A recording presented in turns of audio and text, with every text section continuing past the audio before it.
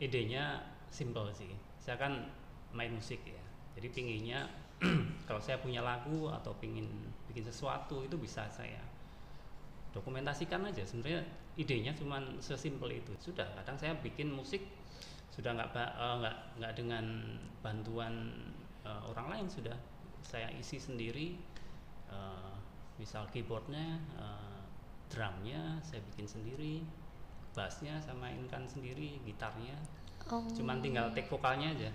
Cuman kalau anaknya agak gitu ya kita agak ini juga mungkin ya dibilang tadi agak sedih juga, cuman ya nggak sedih juga sih sebenarnya, kayak gak dapat duit.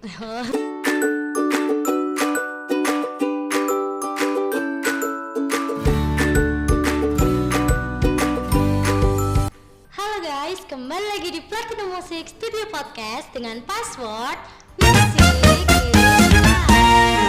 Halo, perkenalkan nama aku Jora. Dan kali ini kita kedatangan bintang tamu nih. Langsung aja yuk kita perkenalkan kakaknya.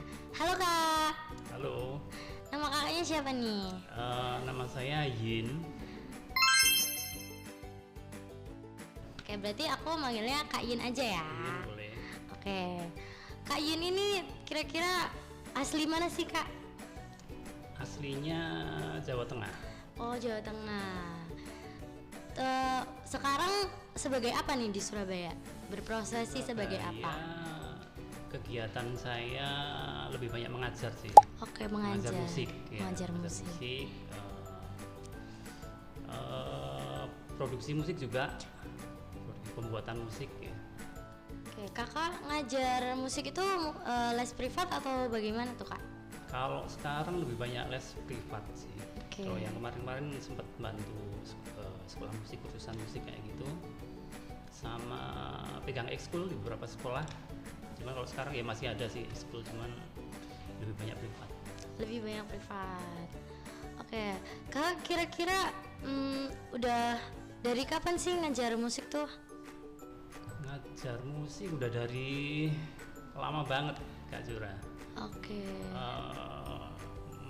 Sekitar akhir 90-an mungkin sudah ngajar saya. Oh, berarti udah lama banget ya kak. Jadi, cuman kalau yang intens mungkin sekitar tahun 2000-an sekian, 2004, 2005 sampai sekarang. Oh, oke.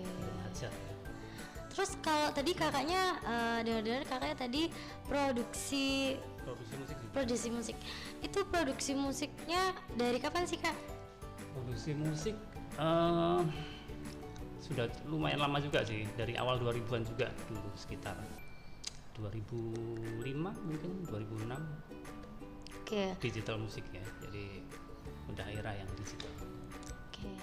Kakak udah sejauh ini mau nggak sih kayak kakak tuh ceritain perjalanannya kok bisa sekarang udah jadi pengajar gitu, udah bisa jadi produksi musik. Awalnya tuh gimana sih kak, kok bisa? Awalnya ya dulu dari sekolah kan suka main band ya, tahun 90-an itu lebih banyak ngebandnya saya. Jadi kalau ngeband kan pinginnya dulu kan ya rekaman ya, bikin lagu untuk rekaman. Nah di situ mulai belajar produksi musik. Kalau zaman dulu, kalau 90-an itu masih pakai pita kaset. Oh, iya. Kita rekam sendiri, tapi lama-lama kan tahun 2000-an udah mulai banyak tersedia ya peralatan untuk recording digital ya. Jadi mulai belajar juga, terus ya tahun 2000-an gitu udah mulai bikin-bikin sampai sekarang. Jadi kalau yang tahun 90-an dulu lebih banyak ngebandnya. Ya gitu. Kakak pernah ngeband kan ya? Mungkin bandnya kakak tuh pernah perform nggak kemana gitu? Iya pastilah. Pasti.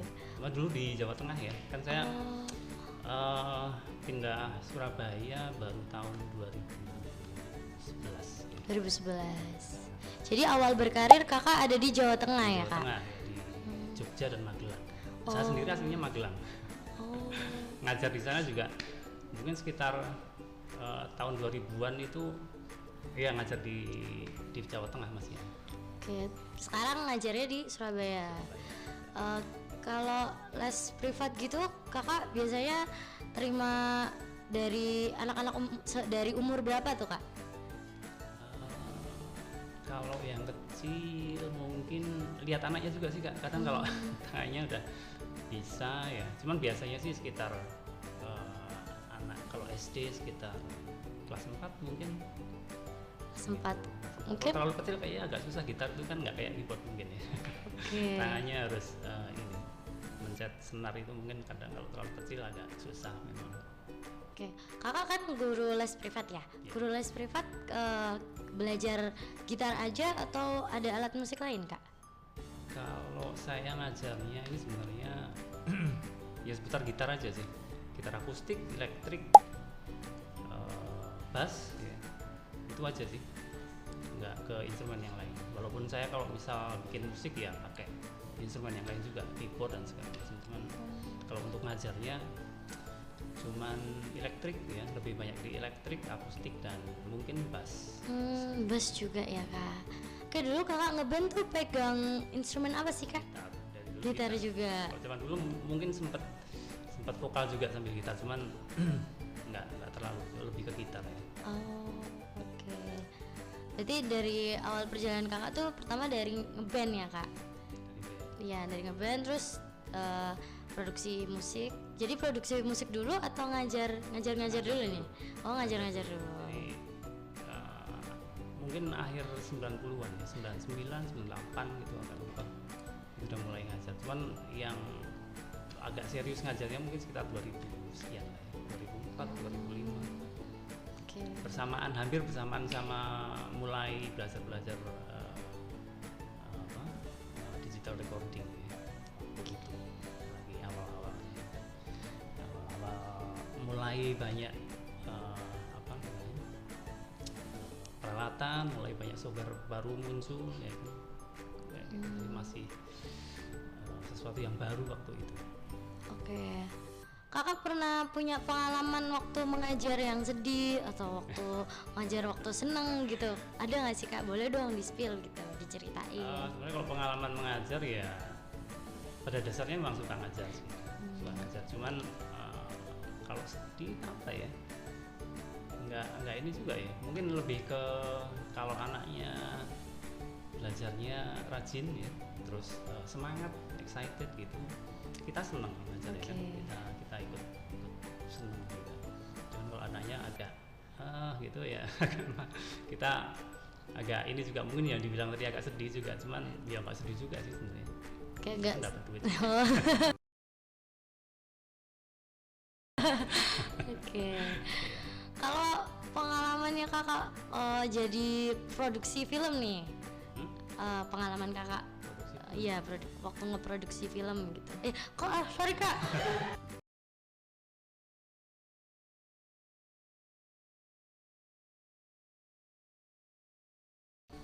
Produser musik ya awalnya dulu sebenarnya idenya simple sih. Saya kan main musik ya, jadi pinginnya kalau saya punya lagu atau pingin bikin sesuatu itu bisa saya dokumentasikan aja. Sebenarnya idenya cuman sesimpel itu. Jadi saya punya ide lagu, bisa saya simpen biar nggak lupa ya. Nah ternyata kalau di AW namanya ya, di komputer itu sudah banyak ininya ternyata fasilitasnya untuk kita bisa bikin musik itu full band, bisa aransemen, bisa toolsnya macam-macam. Jadi semakin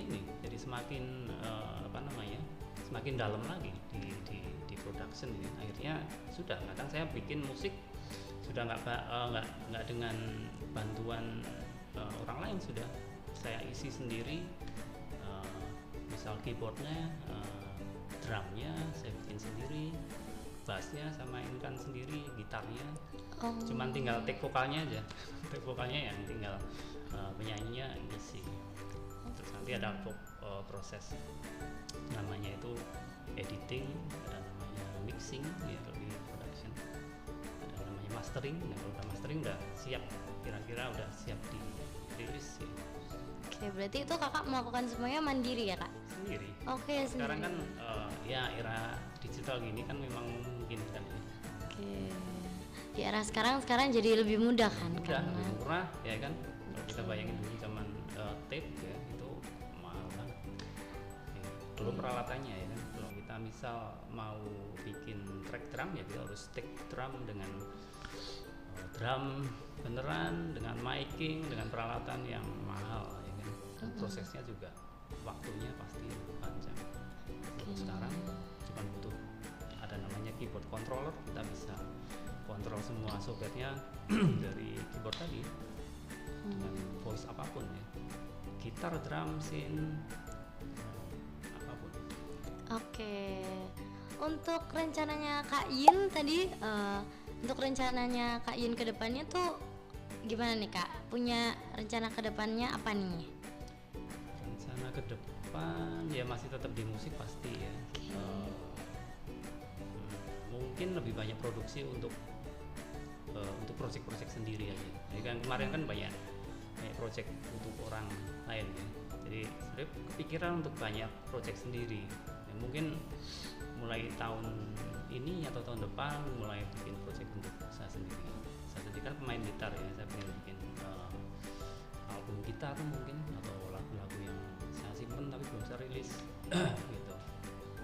Tapi kemarin saya lebih banyak kerjakan produksi musik itu untuk orang-orang luar justru. Jadi lebih banyak orang-orang dari luar negeri karena internet ya sekali lagi. Ya, semua sekarang bisa ya kan. Ya, gitu. Dan itu biasanya ya